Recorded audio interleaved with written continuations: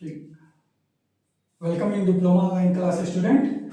आप देख रहे हो कि पिछले लेक्चर में मैंने क्वेश्चन दिया था 5 और -9 के बीच समांतर माध्य ज्ञात करें तथा समांतर माध्यों का योग भी ज्ञात करें। ठीक है, तो चलिए हम इसको सॉल्व करते हैं और देखते हैं कैसे लगता है। ये सॉल्यूशन जो है आप देखो 6 समांतर माध्य हमें लेना है। तो ए क्या है, पहला पद दिया हुआ है a = 5 और b = -9 तथा n जो वैल्यू दिया हुआ है वो है 6। ठीक है, आपको n का मान दिया हुआ है 6, a का मान 5 और b का मान -9। आपको कह रहा है 6 समांतर माध्य इनके बीच ज्ञात करना है। तो माना कि 6 समांतर माध्य कौन कौन है, माना कि 5 और 9 के बीच, 5 और -9 के बीच, 5 और -9 के बीच 6 समांतर माध्य यानी कि A1, A2, A3, A4, A5, A6 है। ठीक है, ये 6 समांतर माध्य मान लीजिए। तो यहाँ पर जो है क्या हो जाएगा, 5 के बाद A1 आ जाएगा, A2 आ जाएगा, ये सब समांतर श्रेणी में हो जाएंगे।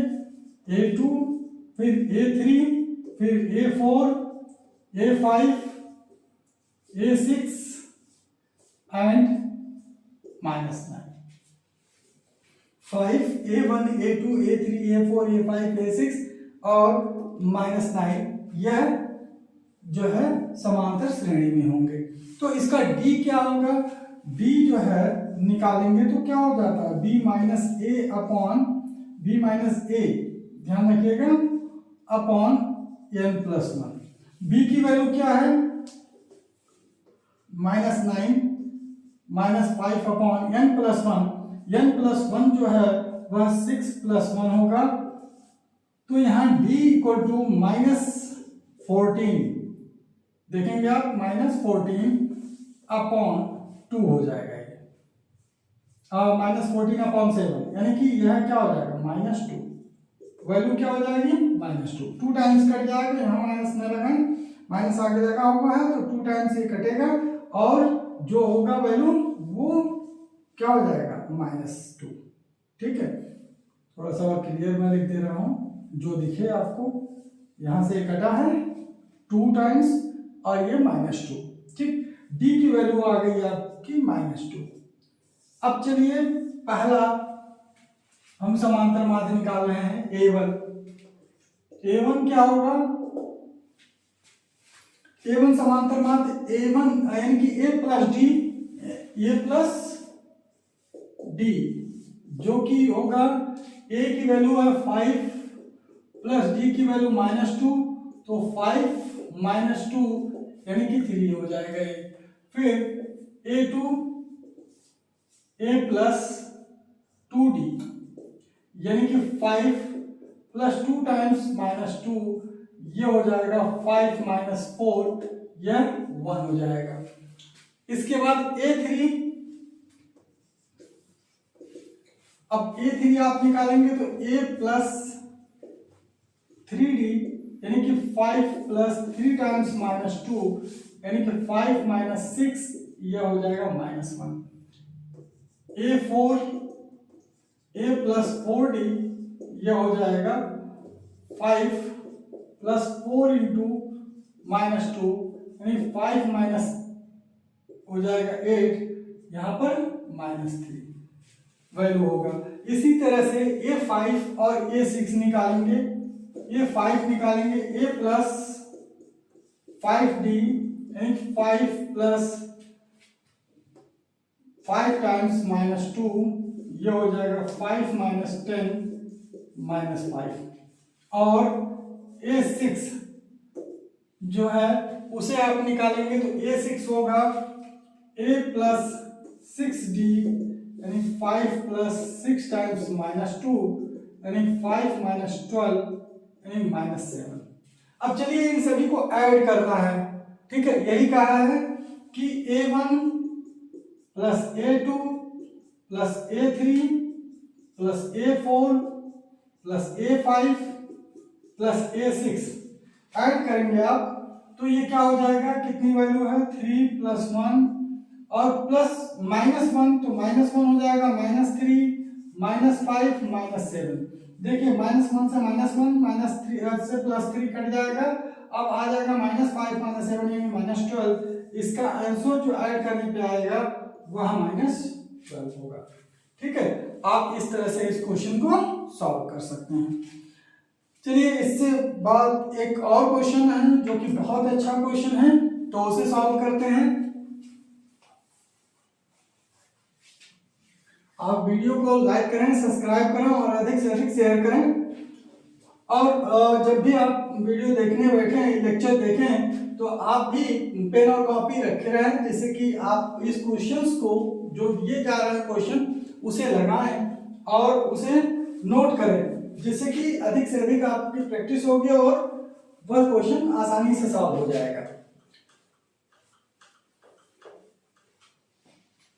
जरा ध्यान दें, अगला क्वेश्चन क्या कह रहा है। क्वेश्चन नंबर यह है, यदि x y z समांतर श्रेणी में है, यदि x y तथा z समांतर श्रेणी में है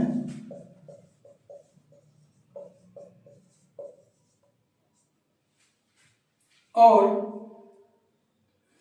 x तथा y का समांतर माध्य a है, ध्यान रखेंगे, और x तथा y का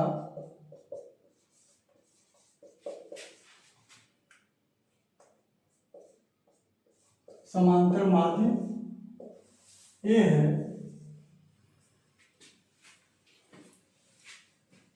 और y तथा z का, ठीक है, y तथा z का समांतर माध्य b है,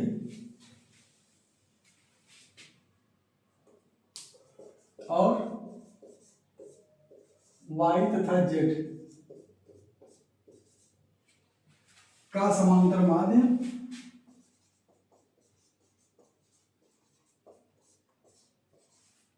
b है।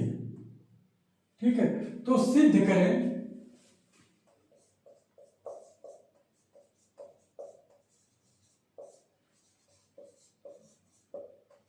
कि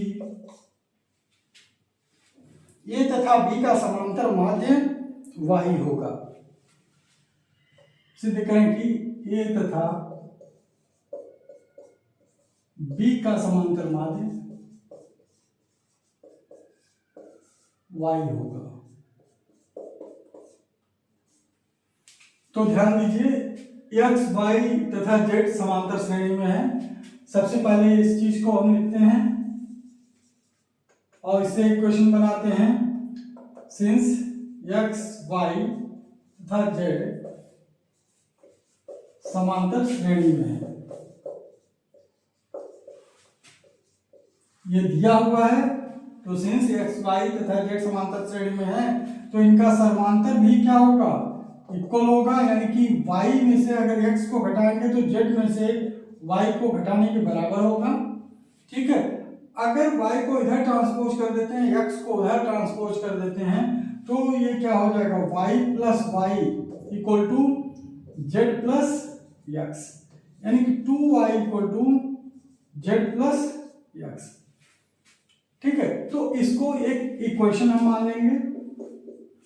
इक्वेशन फर्स्ट, जो पहला कंडीशन दिया हुआ, पहले कंडीशन में ध्यान दीजिए कि x y z समांतर श्रेणी में है, मतलब y minus X equal to Z minus Y.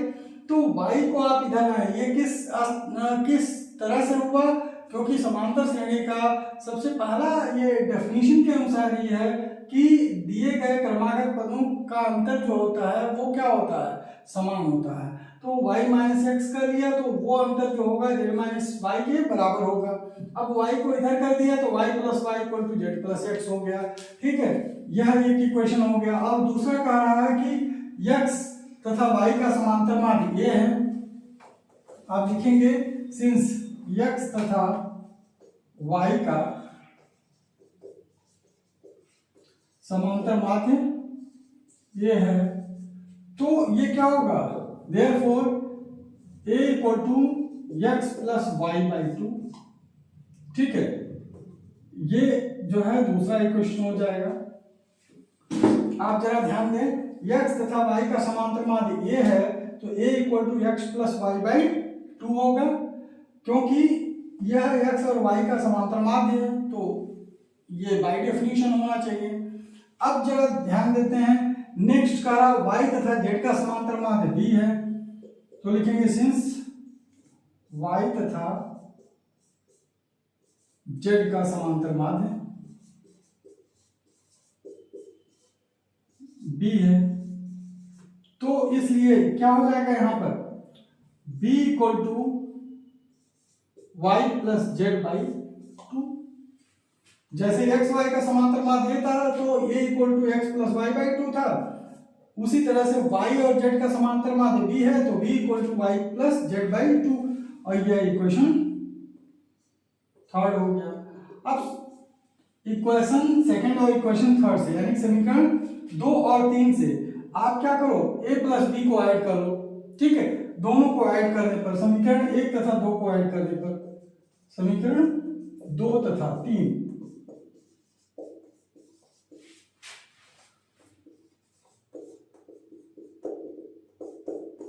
को ऐड करने पर या जोड़ने पर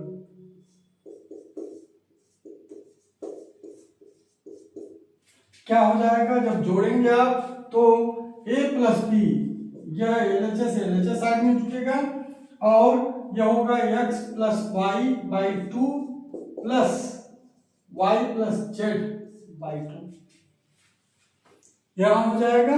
अब जो है आप देखें a plus B equal to, यहां पर 2 एलसीएम है, तो x plus Y plus Z, ये होगा a plus B equal to X plus 2y plus Z upon 2।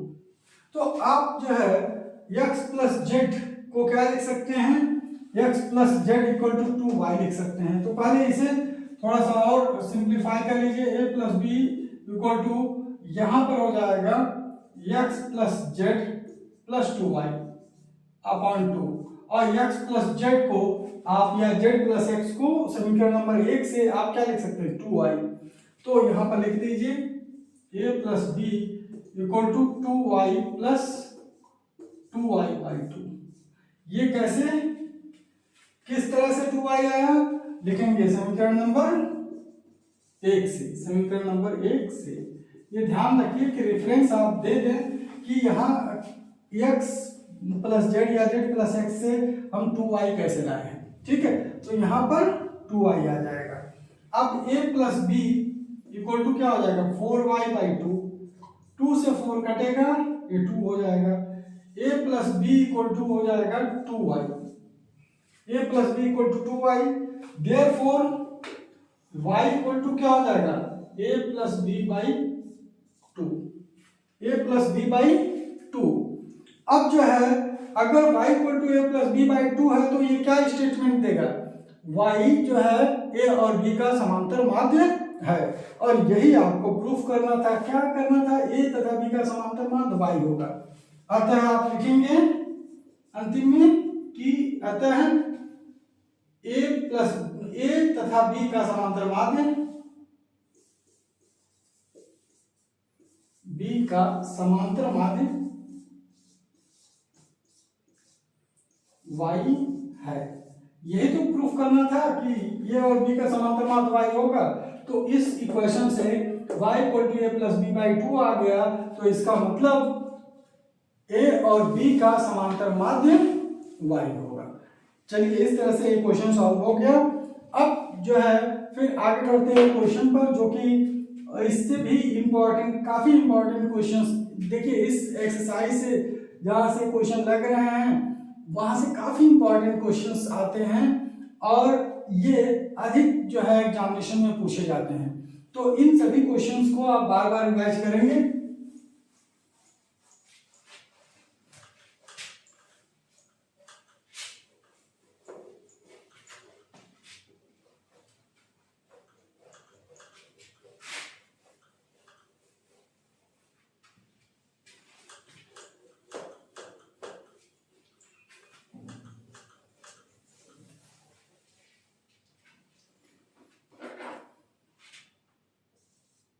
Question next है, 5 और 83 के बीच कितने समांतर माध्य रखे जाएं? 5 तथा 83 के बीच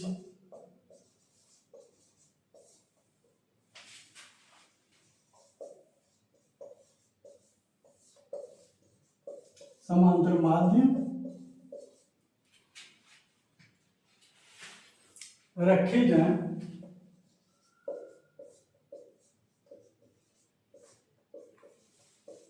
कि प्रथम माध्य पद और अंतिम माध्य पद का अनुपात, कि प्रथम माध्य पद तथा अंतिम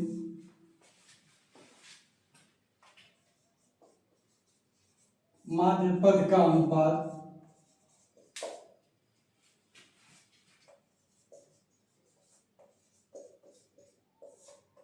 1:7 हो।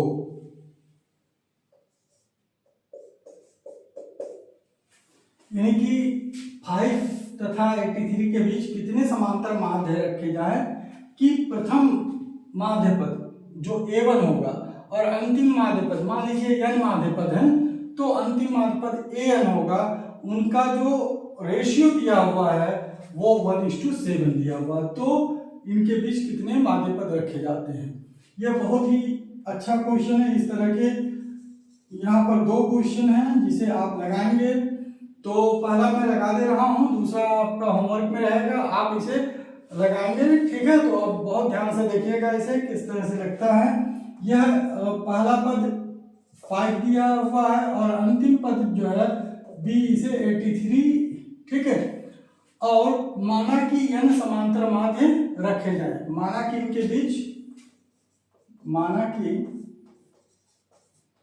5 तथा 83 के बीच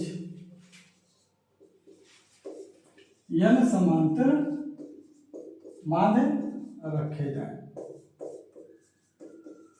ये आप मान लेंगे क्योंकि यहां पर दिया नहीं है और यही n पूछ रहा है कि कितने समांतर माध्य रखे जाएं। तो यहां पर अगर हम देखें इनका फार्मूला तो क्या होगा, अगर इनका d एज ए डिफरेंस होता है, d एज ए डिफरेंस होता है, तो पहला समांतर माध्य अगर देखें a, तो ये क्या होता है a प्लस डी होता है, और a प्लस डी यहाँ वैल्यू क्या होगा, a प्लस डी की वैल्यू क्या हो जाएगी 5 प्लस डी, यह a1 होगा, ठीक है। और अगर an देखा जाए तो an आप जानते हो लास्ट से अंतिम से d कम होगा, क्योंकि अगर अरेंज करोगे आप तो देखो क्या होगा, ये 5 फिर a1 फिर a2 फिर डैश डैश डैश an फिर 83। अगर 83 से d घटा दिया जाए तो an प्राप्त हो जाएगा कि नहीं हो जाएगा। तो हम जो है an को लिख लेते हैं 83 माइनस d। ये थोड़ा सा कैलकुलेशन आसान होगा क्योंकि d की वैल्यू निकालेंगे 83 माइनस 5 अपॉन n प्लस 1, तो उसको भी रखकर डायरेक्ट निकाल सकते थे, लेकिन पहले इसे निकाल लीजिए, उसके बाद n की वैल्यू निकाल लीजिएगा, d आ जाएगा तो n की वैल्यू निकाल लीजिएगा, ठीक है। तो वो थोड़ा आसान हो जाएगा आपका कैलकुलेशन, ठीक है। अब देखें a1 हो गया, an हो गया। अब चूंकि दिया हुआ है क्वेश्चन के अनुसार कि पहला माध्य पद तो a1 होगा और अंतिम माध्य पद क्या होगा an होगा, क्योंकि an तक माने हैं, तो यह दिया हुआ 1:7 7। अब देखिए पहला माध्य पद का वैल्यू क्या है, यानी कि 5 प्लस डी, और अंतिम माध्य पद की वैल्यू क्या है 83 माइनस डी, ये हो जाएगा 1/7। अब क्रॉस मल्टीप्लाई कर लीजिए तो ये क्या हो जाएगा 7 इंटू 5 प्लस डी, यहाँ ध्यान दें क्रॉस मल्टीप्लाई करेंगे तो 7 इंटू 5 प्लस डी और equal to 1 into 83 minus D, ये हो जाएगा 35 प्लस 7d और यहाँ हो जाएगा 83 माइनस डी। ठीक है, अब ट्रांसपोज कर लेते हैं। ठीक है, इधर उधर उसको भेज देते हैं, d को इधर भेजेंगे 7d माइनस माइनस प्लस हो जाएगा, इधर आएगा तो प्लस हो जाएगा और 83 माइनस 35 ये हो जाएगा। तो 8d इक्वल टू 35 घटेगा 83 में से 13 माइनस 5 8 हो जाएगा और यहाँ 7 माइनस 3 4 हो जाएगा 48। d इक्वल टू क्या हो जाएगा 48/8। ठीक है, 6 टाइम से घटेगा, d की वैल्यू 6 हो जाएगी। ठीक है, अब पूछा है n क्या होगा, तो आप जानते हो कि d जो है इक्वल टू क्या हो जाता है, since d equal to b minus a/n plus 1, ये थोड़ा सा इजी हो जाएगा कैलकुलेशन, या n प्लस 1 अगर आपको निकालना है तो b माइनस a/d लिख लोगे, इससे हो जाएगा कि नहीं हो जाएगा, d आप इधर ले आओ n प्लस 1 इधर चला आएगा। अब जो है यहाँ पर वैल्यू पुट कर दो, b का क्या है 83 है, 83 माइनस 5/d यानी कि 6 और यह n प्लस 1 होगा, तो n plus 1 equal to 83 minus 5, आप क्या हो जाएगा यहाँ पर ये 13 माइनस 5 8 तो 78 हो जाएगा और बाकी बचा 7, तो यहाँ पर 6 से इसे काट दीजिए। ठीक है, 6 1 जा और 6 3 जा 18 यानी कि 13 6 जा 78 हो गया, तो n प्लस 1 इक्वल टू हो गया 13, n इक्वल टू क्या हो जाएगा 13 माइनस 1 यानी कि 12, n की वैल्यू 12 आ जाएगी। देखिए बहुत आसानी से कैलकुलेशन होगा अगर इस तरह से आप करेंगे। कैसे करेंगे, a का मान दिया हुआ है 5, b का मान 83, n समांतर माध्य मान लेंगे आप, और फर्स्ट और लास्ट का जो है वैल्यू निकालेंगे। फर्स्ट वाला वैल्यू a प्लस डी यानी कि 5 प्लस डी होगा, और लास्ट वाला जो होगा वो 83 लास्ट पद है उससे d कम होगा तो 83 माइनस डी, इससे जो है d की वैल्यू निकल आएगी, और d का फार्मूला आप जानते हैं b माइनस a/n प्लस 1, उसमें रख देंगे तो n का वैल्यू निकल आएगा, आसानी से कैलकुलेशन हो जाएगा। ठीक है, तो इस तरह से आप इस क्वेश्चन को करेंगे। चलिए एक क्वेश्चन और है, मैं उसको लिख देता हूँ, आप तो उसे कीजिएगा होमवर्क में।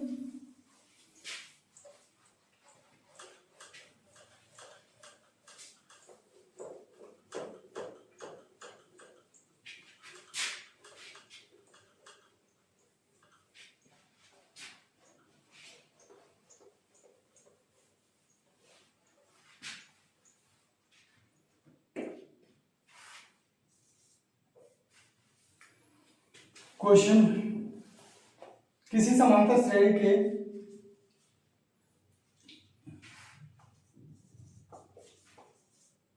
ये होमवर्क है, किसी समांतर श्रेणी में 23 और 57 के बीच यानी 23 और 57 के बीच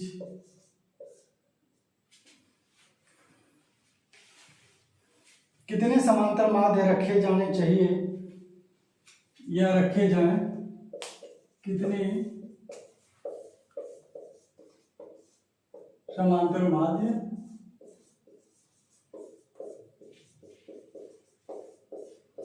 रखे जाएं कि पहले तथा अंतिम की पहले तथा अंतिम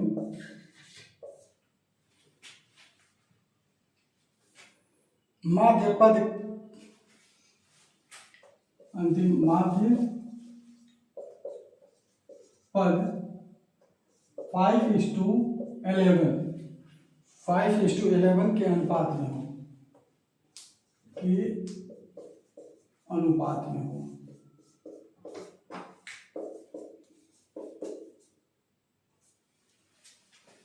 ध्यान से देखिए आप जो है कि समांतर श्रेणी के 23 यानी कि 23 एंड 57 यानी कि 57 के बीच कितने माध्य पद रखे जाए कि पहले माध्य पद या पहले और अंतिम दोनों लिखने का मतलब पहले माध्य पद और अंतिम माध्य पद 5:7 के अनुपात में हो। तो यह क्वेश्चन सेम वैसे ही है जैसे जस्ट पिछला क्वेश्चन लगाया गया है, तो इसे आप लगाएंगे, ठीक है, और अच्छे से इसे सॉल्व करेंगे। और वीडियो को जो है देखिए, लेक्चर को देखिए और शुरू से देखिएगा तो हर एक पॉइंट इसमें समझ में आएगा, ठीक है। आज के लिए इतना ही, धन्यवाद।